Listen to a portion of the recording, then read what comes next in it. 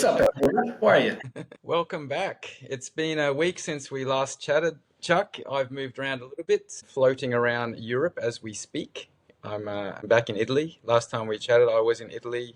No, last time I was in Slovenia, and then over to Croatia to visit my mum, Biba, and now to Italy, and a couple more days left on this trip. That's amazing. That you're enjoying some nice travels. Yeah, nice travel and some really interesting conversations in the health and wellness industry as well. We visited the University of Kinesiology in Croatia, Zagreb. So it's one of the largest sports universities in Europe, and certainly the largest in Croatia. And something unique about that university is my mum, Biba, is one of the professors that teaches there from time to time. So they invite her to come at least once during every course, like maybe every semester, to come and teach let's say, share her story with the university students who are studying. And these students are studying to be sports coaches, to be physical education teachers, to go on to further studies in exercise science and kinesiology and things like that. And what she shares with them, actually, earlier this week, I had the opportunity to interview my mum, and pick up some golden nuggets, which I'm going to share. I'm going to connect that interview with this podcast so that people watching this can just click on a link and be able to see what she chatted about as well. She truly is a master of wellness, been doing this for many, many decades. But one of the biggest golden nuggets that she shared, which really gave me goosebumps, was just back in the early days in the 90s when she was teaching group exercise classes. There was no such thing as Les Mills. There was no such thing as Zumba. There was no such thing as on-demand fitness classes like we have now. There was no resources. So the person teaching the class was the actor, the director, the producer. She had to choose her own music and then edit and make those little cassette tapes. Write the name of this is a cassette tape for aqua aerobics class number 37. Right. And record all their own music and everything, and buy their own equipment. And a lot of the classes that she was teaching, they were not in fitness centers. They were in church halls, community centers, school halls, anywhere where they could find some empty space and a sound system. They would be running businesses that way. So, I think there's a lot to be said for the early days of the fitness industry. What those masters had to go through to be successful was quite incredible, and they had to be very innovative and use a lot of initiative and a lot of grind. She said there was a lot of times where she would start a class in a local community hall, and there would be like 2 people show up, and it was like a huge big hall, and she had a little boom box with her, and she'd put the music on, and 2 people would be there standing at the front with her. And for weeks and weeks, it would be 2 people, 2 people, 2 people. But then maybe after 6 weeks, it would be 3 people. And then slowly those 3 people would start to share the experience with their friends. And then it was like 4 or 5. And then very, very quickly, the message would get out there into the community that there's a great class there and a great teacher. And then those people would invite their friends, and then the classes would eventually be fully booked out and fully packed. And I remember going along to some of those classes when I was a kid to watch my mum just sort of hang out. Maybe I was not at school or something at that time, and just seeing these people having the time of their lives. Like after a bingo sort of session was finished, they'd move the tables and chairs out of the way, and then Biba would get up there on the front and put on her sound system, and then people would show up with their leotards and all sorts of funky outfits back in those days. Yeah. And just dance away to some incredible tunes, and just have lots and lots of fun. And those early days, it's like I said to Biba when I chatted with her, it's like that's a part of history, and you don't see things like that anymore. Now with the integration of technology, and people have lost a lot of the heart and soul. And I asked her one question about, what's your advice to future leaders of the health and fitness and wellness industry? And she said, number one, you need to care about other people more than you care about yourself. So when you're up the front there, it's not about you. It's not about your muscles or your body or how many push-ups you can do. It's about the members in my class. What can I help them to do better this time when they come to do the class? So got some great nuggets there. I encourage everyone to watch the video with her. It's seldom that you get to watch a true master of this industry that's been around back from the Jane Fonda days. You know, she was one of the originals. That's beautiful. Yeah, yeah. And so tell us, Chuck, it's been a week since our last update, and I did hear from you recently that there's some dates coming up that maybe you want to share with our listeners and watchers and give us an update on what's happening in your world. Yeah, so while you've been traveling Europe, I've been traveling my mind and callousing it even more compared to last week. So I found out, I believe it was Monday or Tuesday. So remember, I had to send a CD to the surgeon, right? Mm. CD-ROM. She finally reached out on Tuesday and said, "All right, yep, I see it. It looks like it's a mass in your lymph nodes. We'll go ahead and get you scheduled." And then the scheduling coordinator called and somehow squeezed me in for this month on the 26th. Okay. When she was looking through her schedule, I was expecting her to say something crazy like most medical procedures, they don't have an opening for like 3, 4, 5, 6 months. Wow. But luckily they were like, "Hey, how's the 26th?" I said, "Hey, that sounds good. I'll be there." So yeah, now I'm going down to Florida on the 25th. I turned 42 on the 24th, so happy birthday. And, so I'm going down to Florida. They're gonna basically just. She said it's not going to be as invasive as before. So if you can see my little Frankenstein scar goes all the way over here. So they're just going to have to go like in the middle a little bit and just get out the little mass that's back here, and then sew me back up. I got to stay in the area for about 2 days, so we'll be down there. Hopefully Leah can make it, get some child support. My in-laws might come down. Hopefully they can make it, and Leah can go down with me and staying at a friend's house because I got some friends in Tampa, so we'll turn it into a fun experience as much as surgery can be fun. But yeah, so I got the surgery scheduled and looking forward to being done with it. Okay. And Chuck, just to put some timelines on the last surgery compared to now, how much time has it been since you had that surgery and then since this reoccurrence has happened? The first one was in June of last year. Okay, so June 2024, we are now in February 25, so that's 8 months, I guess, around. Yep. Okay. Yep. And through this discovery of it, I wouldn't even call it reoccurrence. They actually don't know if it's reoccurrence or if it just was missed before because it was smaller than maybe. I learned a little bit more about how the first year after surgery for thyroid cancer or medullary thyroid cancer, I don't know if there's a difference between the two in regards to like the fact that the first year after the surgery is the magic time. Like that's if the blood levels don't go back up, then after a year of them not going back up, you really kind of are in the clear.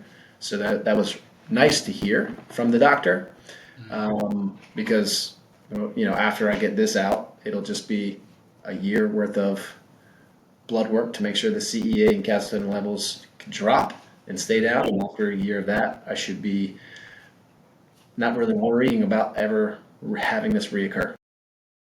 And Chuck, in my experience as a trainer, I've had some clients over the years who have had certain lifestyle habits that have led to their health being not optimal. Maybe some high blood pressure, some blood sugar like diabetes or pre-diabetes and things like that. And from time to time, I've met people that face a reality check in their life, like something has happened. The doctor has said, this is your state, or they've had to have surgery. And then post-surgery, there's two different types of people. There's the people that would just go back to continue whatever they were doing before and just count themselves lucky that they get another chance. But then there's the people that are super, super proactive, that take it as a gift that they do have this opportunity to continue and have some recovery, and then look at what can they do proactively then to prevent and to optimize and make their health as healthy as possible. I believe from what I've seen, you are the second type. Do you want to tell us a little bit? Because I know last time we talked about water, we talked about microplastics. Recently, I saw some red light therapy content coming from you. Maybe just share some of the things that you're now actively pursuing on your journey to optimum recovery. Yeah, I love to share this. It's a long list because quite frankly, when you go down this path of you choose health over just continuing to, what's the best way of phrasing this? To me, this is me, right? I knew I had two paths to choose when I found out and had this out of body experience because I'm sitting in the room hearing from a doctor. I was silly enough to go by myself when I first found out I got cancer. And sitting there and getting that news is it's an experience I don't want anyone to ever have to go through because it almost felt like your mind, at least mine, I thought I was getting a death sentence. Just the way the doctor explained it, I almost probably have a little bit of PTSD about it. So at that point, I have a 6 year old. Well, at that point, it was 5 and 2. I have a 6 year old and a 3 year old now. And my biggest fear was to not see them grow up, to not grow old with my wife, who I love. Happy Valentine's Day. And no matter what I had to eat or not eat or take away, like whatever work I had to do, I immediately moved to.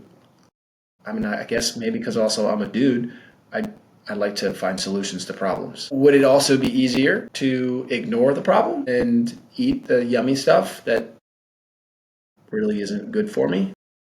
Absolutely. I think about that all the time. Like, man, it'd be so great to have pizza and pepperoni and cheese right now.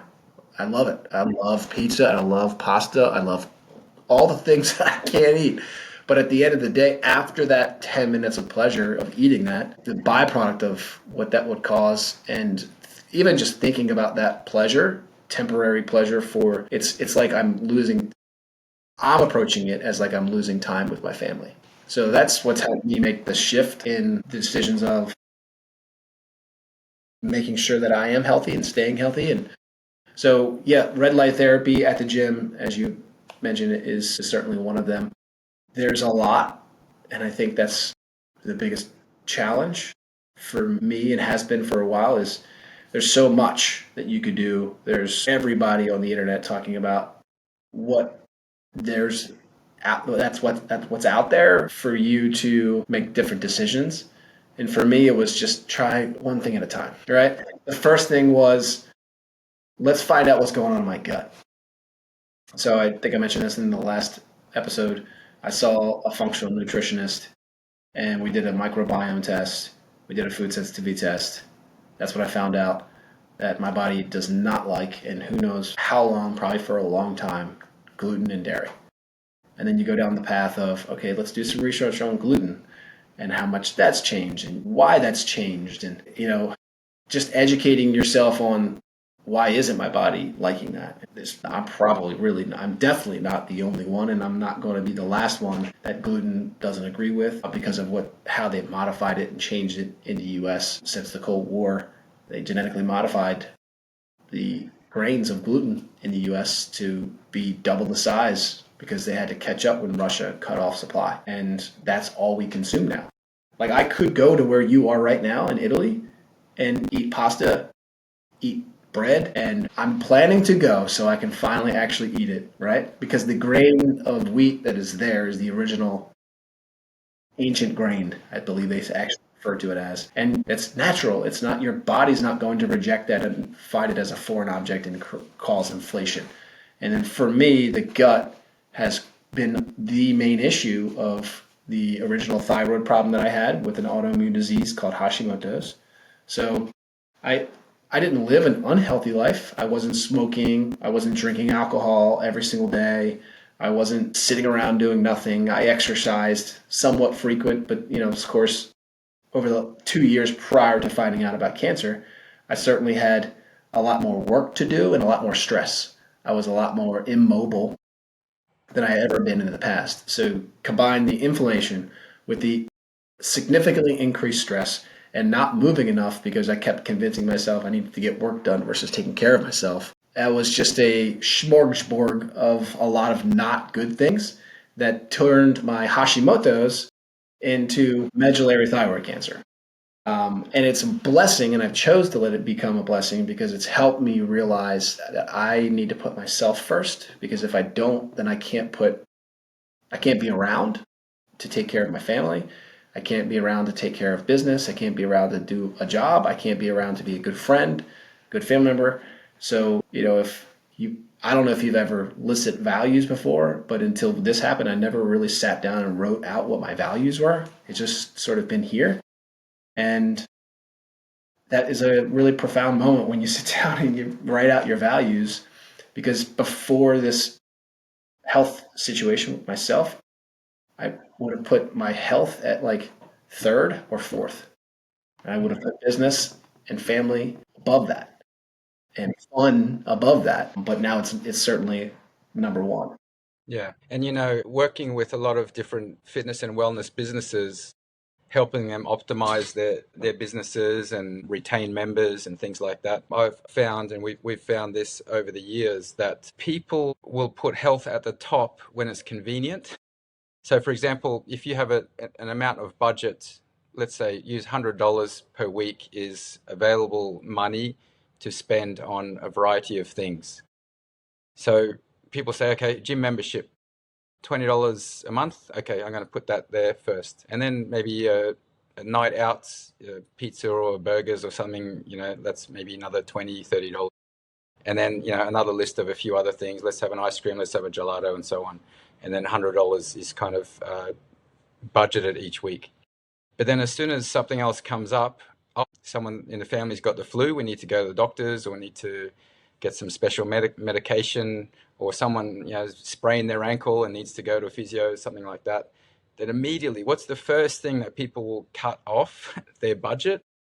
It's not going to be the pizza pasta night. It's going to be the gym membership, And so many gym owners say to us, how do we educate? How do we remind people that that's not the first thing that should be taken off the list? It should be the last thing that be taken off the list, because that is your health and your vitality and mobility and lack of injury is the catalyst for everything else in your life to be better.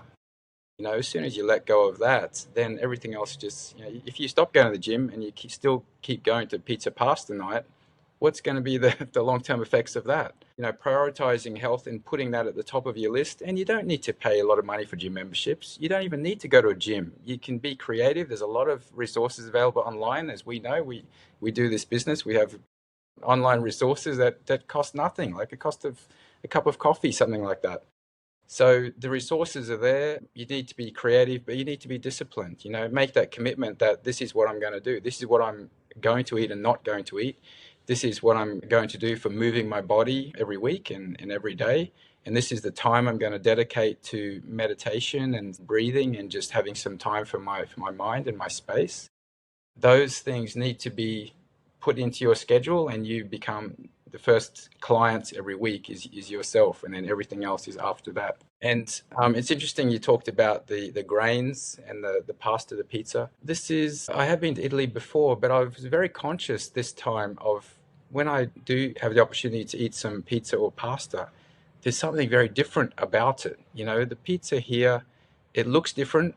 It's got big crunchy bubbles of dough on the edges. Some of it's a little bit burnt.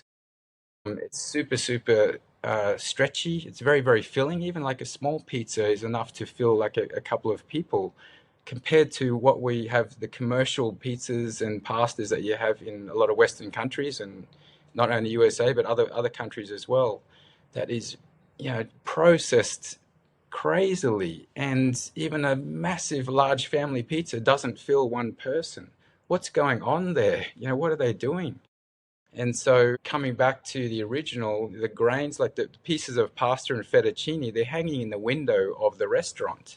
Like they're making it by hand, and then it's drying through the day, and then they're cooking it at night. That's not what happens in Western countries. When you go to a pasta restaurant, it's coming straight out of a packet and super processed. So just that processing alone, just that one element, if you change from highly processed grains into the original form, that in itself makes a huge, huge difference.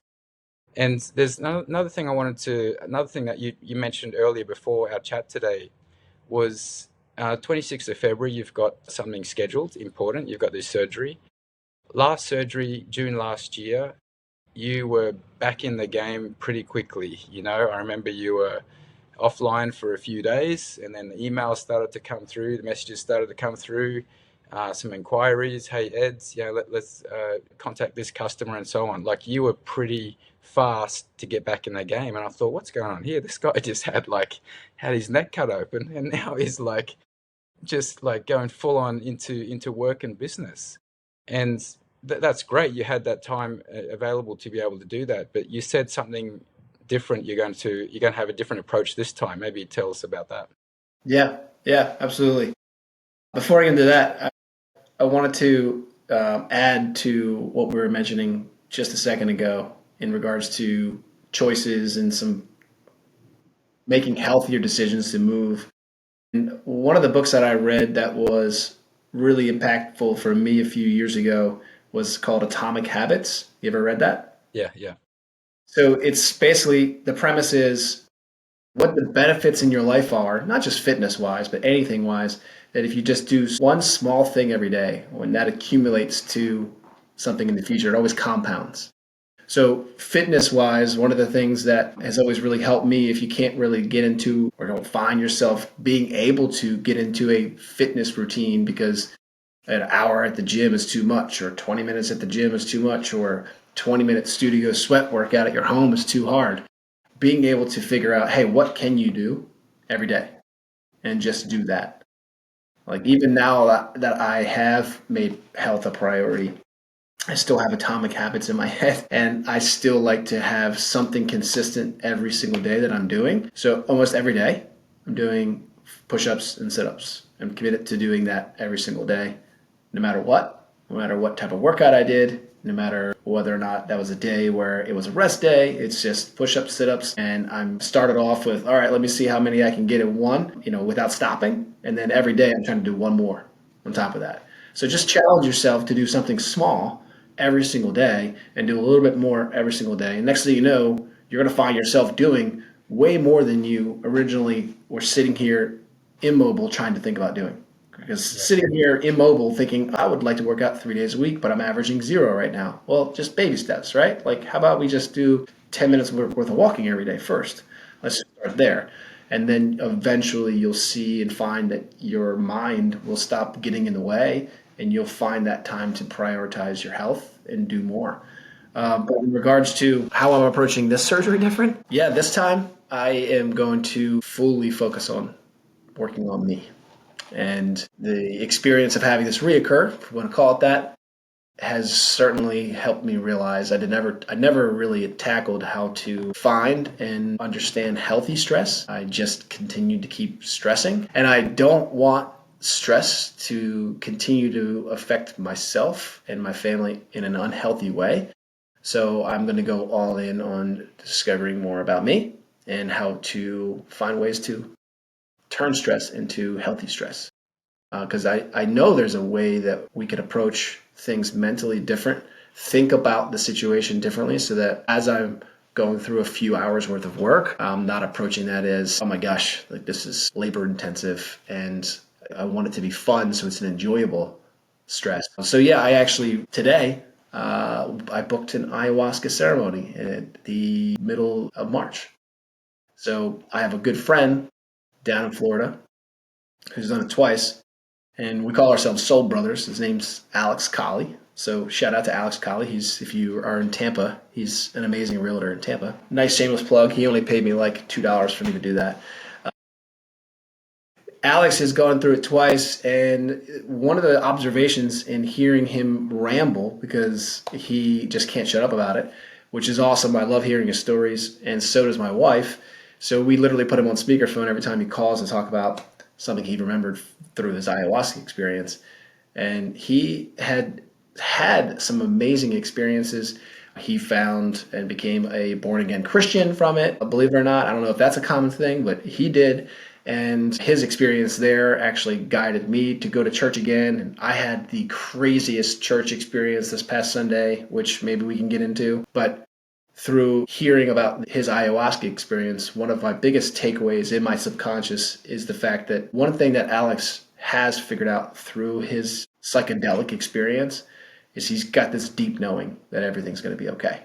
And this calm about how everything is designed and how it all works because of what he experienced. So I'm going to go really deep and use some psychedelics. And it's, there's a medical professional there. It's done in a very safe environment, and maybe I'll share how that experience was. Not that this needs to be a psychedelic or ayahuasca podcast, but hey, like, we're here to also kind of share the journey that I'm going through too. But yeah, so that's, I'm doing other things, of course, but I'm going to take the time to not be stressfully focused on what I can't ultimately control. Yeah, I think the therapy you spoke about, I'm not exactly clear on how it works.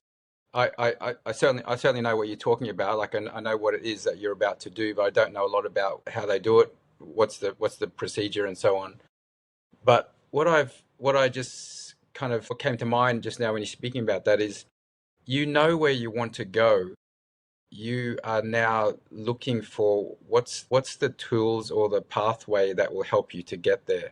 Like you know where you are now, you can see where you want to be emotionally, mentally, spiritually. You know where you want to go, and now you're looking for the pathway to get there. So I think it's really incredible, actually. You know, you're quite clear. What I've seen you posting online, you know, about the different therapies and your awareness of what we are surrounded with every day, you know, what is being sold to us, what we are putting into our bodies, trusting the big companies. That's what they're selling to us and putting in our bodies is something that is safe for us. I think it's important to be fully aware and in control of our own health, our own bodies, our own nutrition, our own movement.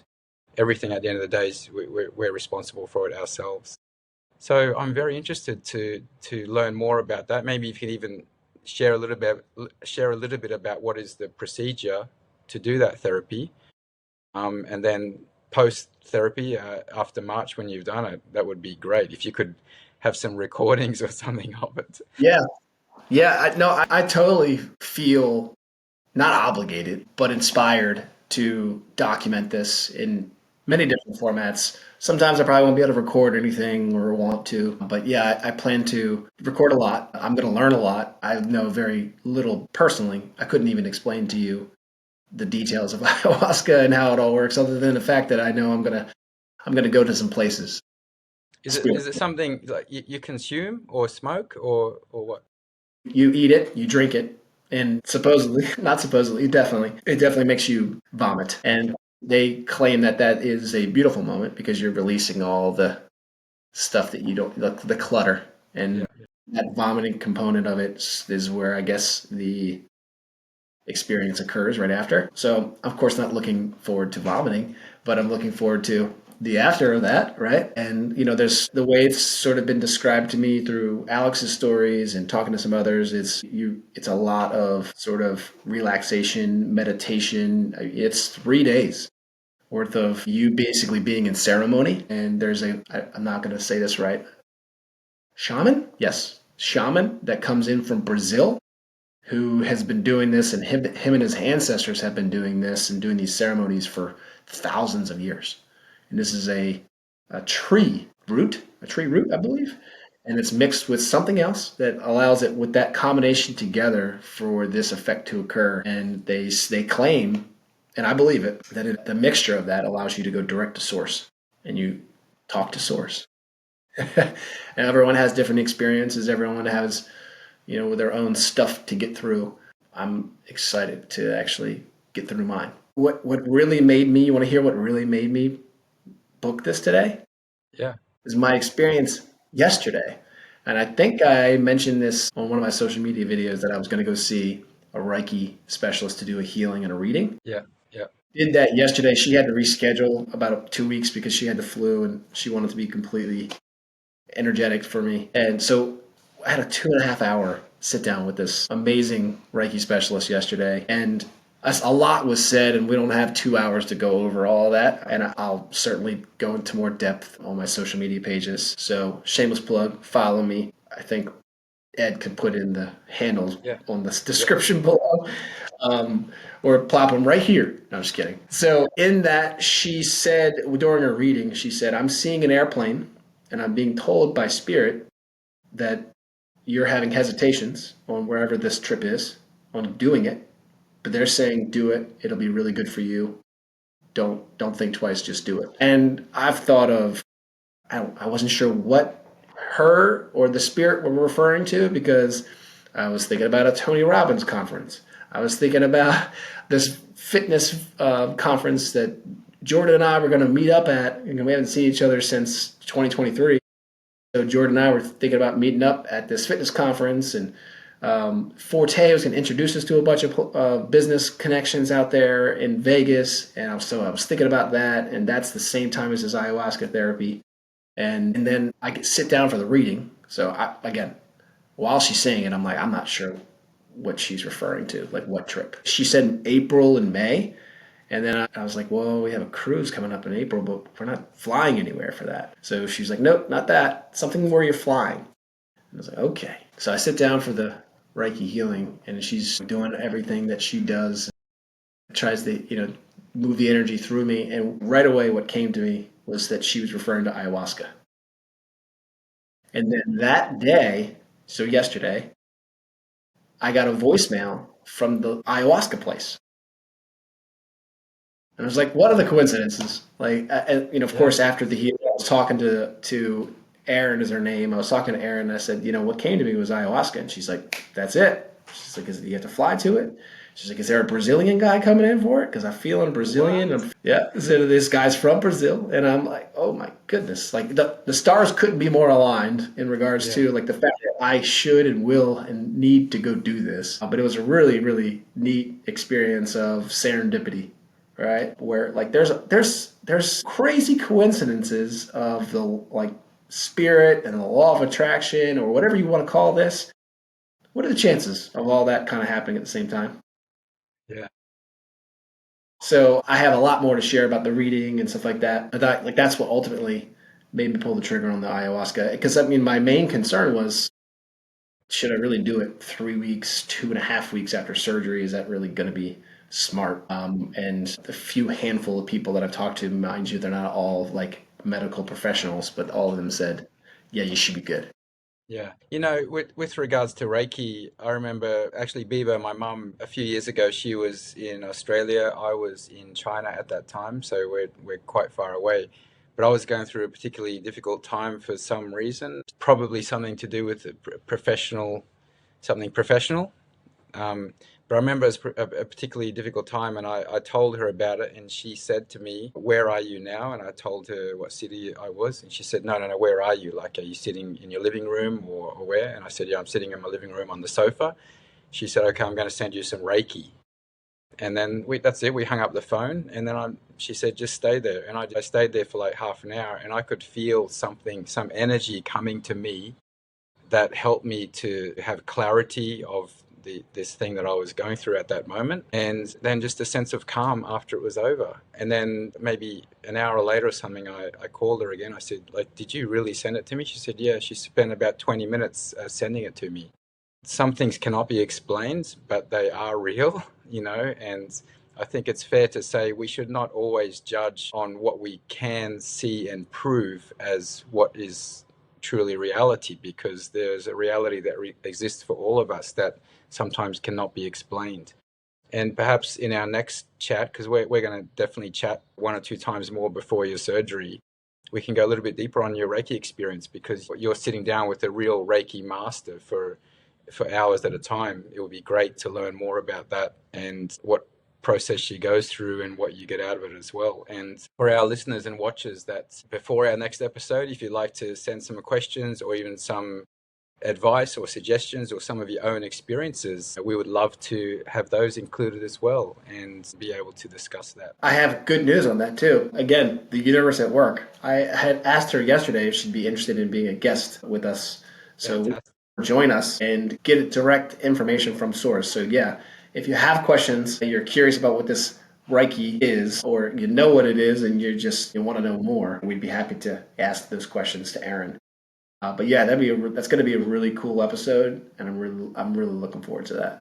Yeah, yeah, awesome. I wanted to share a funny story with you. It's funny now. It wasn't funny at the time, but as you know, I'm traveling around at the moment. I've been through a few different cities and countries, so Italy, Slovenia, Croatia. We went down to Bologna, and Bologna is the city in Italy where spaghetti bolognese was invented, right? So it's the traditional dish of that city. So I'm a big fan of spaghetti bolognese. So I said to Livia when we were planning this trip, I want to go to Bologna and try authentic.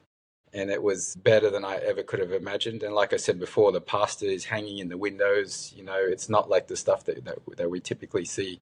So it was the most delicious bowl of spaghetti bolognese that I've ever had in my life.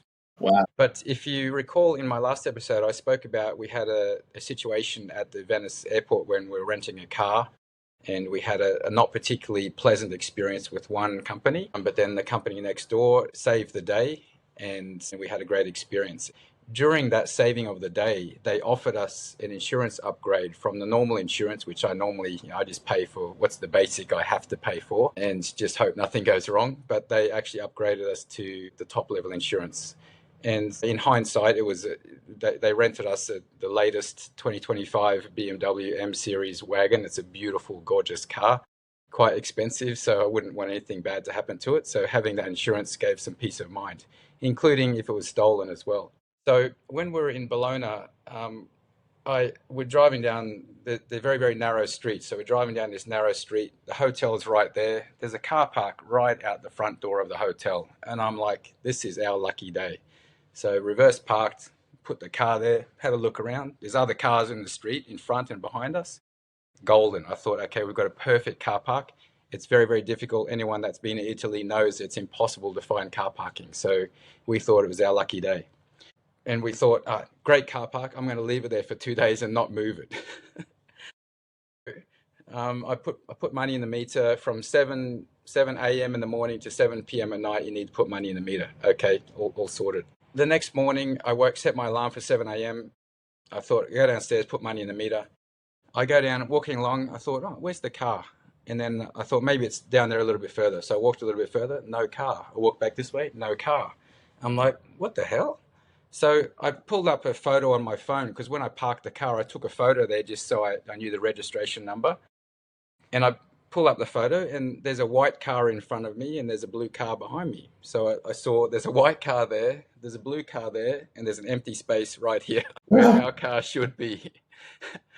I'm like, oh my goodness. And the first thought that came to mind is, thank God I upgraded to the top insurance that covered a stolen vehicle. Now, it just happens very close to where the car was parked was a little deli. Like I cannot speak Italian at all, right? I'm like Brad Pitt in that movie. But I went into the deli. There was a young gentleman there working behind the counter. His dad owned the deli, and I basically pleaded to him, can you help me out, try and help me find out where my car is. So he asked his dad if he could have a little bit of time to help me out. The foreigner here, I cannot speak Italian. So he dedicated 30, 40 minutes to helping me. He was on the phone to the police. He got on the phone to another organization, and then finally a third company, which happened to be a tow truck company that towed my car. And I said to him, why did they tow my car? And he said, show me where your car was parked. And then I went out and I showed him. He said, oh, that's a no parking zone. There's a little circle with a red line in it. It's kind of faded, and in the background you can't see it. But I thought, well, that's why the free car park was there, right? This is all happening like first thing in the morning. Olivia, my partner, she's upstairs, and I didn't want to stress her out. You know, we're on a nice trip together.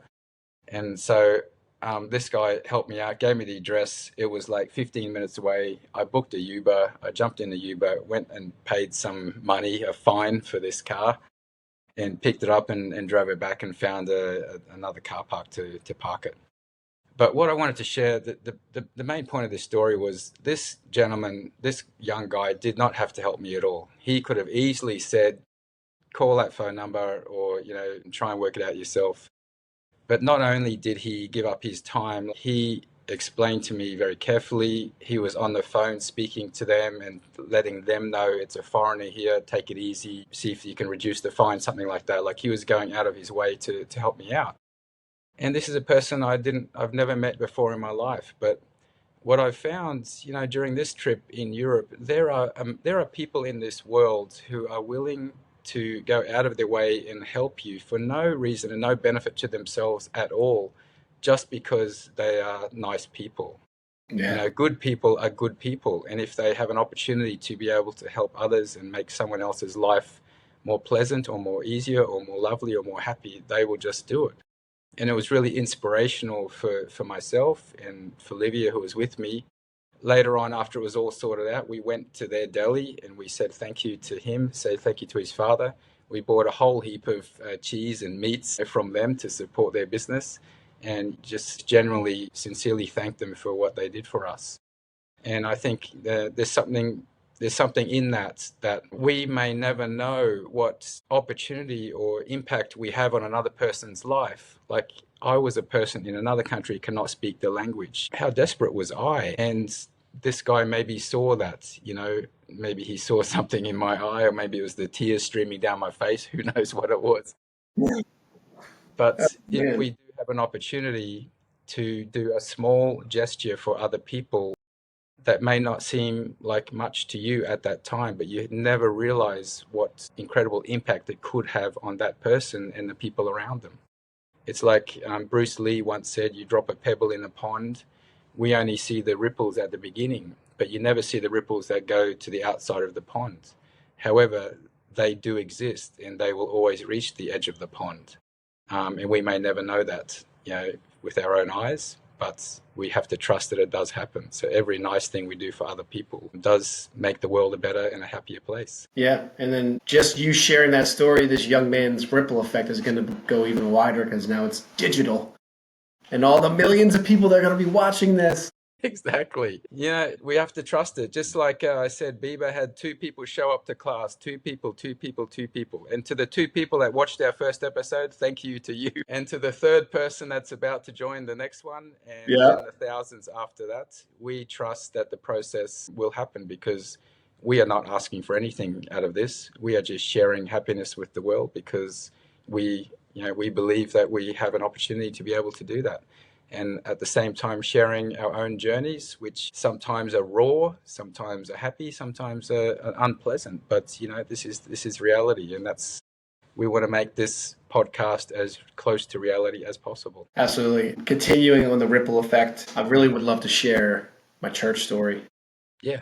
with everybody as well, because it was the most profound spiritual experience that I've ever had. I'm sure that the ayahuasca will be a little different, but this was with nothing. And I think backstory wise, but I think that it will help set the stage. I grew up in a Methodist church. I really only went to church because I pretty much felt my mom wanted me to, so I did it for her.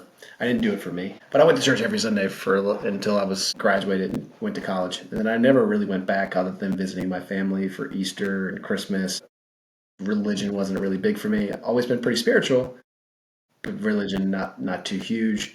And then of course Alex was going through what he was going through, going on his ayahuasca journey. Then I saw that he was a born again Christian. He and I used to talk all the time about the universe and the law of attraction and energy and Reiki. And so when he found Jesus, I'm like on a long car ride one day, I called him up, hearing about his ayahuasca stories again. And then I just dropped the question, man, like what all of a sudden brought you to Jesus? He's described to me in context that I could understand, which was, hey, you've been talking to the universe all this time. The universe is just God, right? So instead of talking to the universe, talk to God and turn off the computer or the radio for a little bit and just sit in silence and talk to God instead of the universe. So I did that. Of course, the timeline of was a few months after my first surgery in June. So, I'm just really trying to figure out why. And I get pretty emotional having this conversation with Alex, and I have the radio off and I say, okay, God, why am I going through all of this? Why am I going through Chandler and cancer and the business and everything? Why? Is it so that I will find my way to you? Because I wasn't hearing any answers, right? I was just asking why. So let me throw out a suggestion like, hey, is this so I could find my way to you? I immediately after asking that question, stop at a red light and look over to my right. And the storefront name was God's Storehouse. Wow. And I said out loud, if that's not a sign, I don't know what is. And that weekend, I asked some friends who I had no idea whether or not they went to church. I just had a feeling that they did. Might have heard them over talk about being at their house and having some drinks that they were going to go to church the next day. So I messaged them, hey, do you go to church? I would like to come with you. So I went to a couple of church sermons, and that was like October, November last year, and really loved it. Really liked the group. Got to meet with the pastor and talk about Jesus and just really ask like legit questions. Like, is he a real person? Was he a real person? And they patiently, just genuinely asked that question. They didn't judge me for doubting, right? And so it was just a really good group of people. But I never, I mean, I didn't purposely not go back, but we just got busy with life and I just didn't go. And my friends didn't hit me up like they were before saying that they were going. So they also missed a lot of weekends. So it was probably like 3 months where I hadn't gone. Finally, Matt reached out to me and was like, hey, we're going to go again this Sunday, which is this past Sunday. And would you like to come with? I'm in. Woke up a little bit extra earlier on Sunday and I went.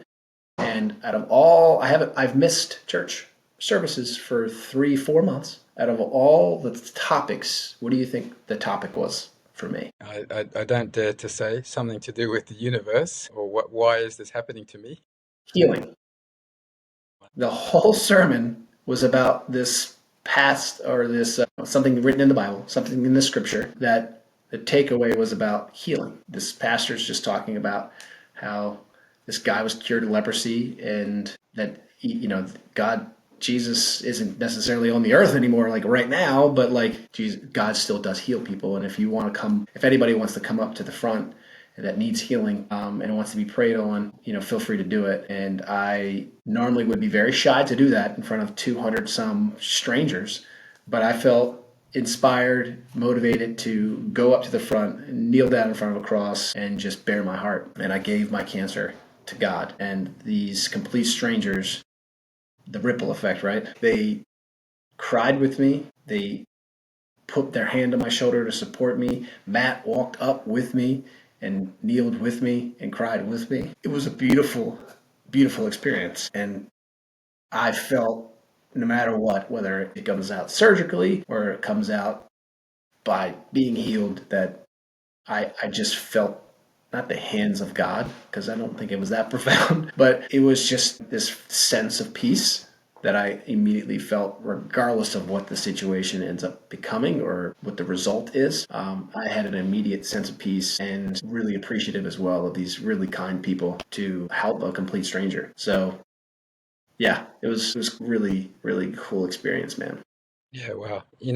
The fact that this was 200 strangers sharing their love and energy to you is something that makes it even more powerful. Of course, when we're going through something difficult, our friends and our family tend to always be there with us. It's familiar. Maybe we sometimes take it for granted, which we should not. We should also appreciate that. But when it's coming from people that don't know you, but they have the best wishes and love for you, that is something that energy is coming from somewhere. Their their reason for doing that is coming from somewhere behind them as well. That's really incredible, Chuck. Wow. I feel goosebumps, man, a little bit watery eyed listening to that, because just imagining what that moment was like is quite touching. So I think you are well on your way. You know where you're going. You've got incredible energy surrounding you from every direction now. The healing energy and the love energy. And I think it's just a matter of, okay, following the schedule and going through what you need to go through. But I even believe the surgery is one small part of the recovery. I think, I don't dare to say what percent, but let's say Yeah. a very, very large percent of the overall healing is what's happening And then around that and around you at this time. Erin yesterday, I didn't tell her. I wasn't going to provide her with information. I also wanted to see, if she's legit, right? Like she's like feeling around. She never brought up the fact that, hey, it might have still be there, right? So she didn't sense it. She didn't get it. And so I bring it up like, hey, yes, I'd like for Spirit to talk to me about my health. She said, "You must be working on your chakras because you're really clear. Your energy's really clear." And as I told you, I was doing these juices with the chakras where you would not chant, you would recite, some saying as you're drinking this juice that's specifically structured to open up each chakra. So I've been doing that for the last like 2 or 3 weeks, and I have felt like energy is great. So she observed that, and then she also, like, when I brought up, well, you don't feel anything here? She's like, no. She knew about. I've seen her once in the past, so she knew about the fact that I'd gotten it removed, and she said, I don't really sense anything there to the point where like it's not. I don't. She's like, I don't think it's malignant. I think whatever's there, it was. She described it as that it cancer in a way is also a way to filter out your body. She said that it's going to come out, and you're going to have, a whole. You're going to be able to move past it. But she said also appreciate that it's there because it's been absorbing any of the toxins that don't need to be in your body, and it's done its job, and now it's ready to leave. So just thinking about it in that fashion is a whole different level of stress, like reduced stress, right? So that's kind of what I'm talking about before, where I'm trying to find ways, and I did to find like to make a stressful environment less stressful, and it's literally just reframing the way I'm thinking about it and the purpose of it and the benefit of it versus the downside of it and the stresses of it and the what could go wrong of it, right? Easier said than done. You have to seek it out. I have to seek it out. I have to spend the energy and time on reminding myself of those messages. But man, what a beautiful way of describing what's there and how it's going to be gone. Yeah, absolutely. So I think that will segue into our next episode. Let's go deeper on Reiki, and then perhaps even get some Q&A if she's available to join us. That would also be fantastic. We can arrange that schedule too. So let's try and make that happen. We always like to leave people on a cliffhanger with more exciting things to come. Every episode is a part of a series which will go forever. And but it's all part of something that's continuing, just as life is as well. Life never stops. It's always continuing. We're on this journey together. So, Chuck, Hey, I'd be remiss if I didn't end on this, but also end on saying what we should have said in the beginning, which is click the subscribe button below, yeah, click the like button, and click the share button and share this with your friends. Let's get this thing going. yeah, absolutely. Even if it's just sharing with one person that may find something interesting or useful out of what we're discussing. And you don't have to watch us if you don't want to look at our ugly mugs. Just put it on in the background and listen to us. We don't mind. Good point. Yeah. We're working on getting the audio side of this on these other platforms, and we'll do that once we have a bunch of these videos up. Yeah, and we're looking for sponsors as well to help us with video editing and podcasting. Yes. Yes. If you're watching this, you love this stuff, and you've got experience with all this, Ed and I are, mostly Ed, but Ed's figuring this out in addition to everything else. So we would Yeah, love that. yeah, awesome. Okay, well, thanks, Chuck. I've got an important appointment in about half an hour, which I'll share next week with you, a cliffhanger. And yeah, so thanks everyone for joining. And yeah, as Chuck said, share our love with the world, and it will come back to help you in the future, I'm sure. Every day is Happy Valentine's Day, but Happy Valentine's Day. I love you guys. Happy. Okay, see you, mate. Bye. See ya.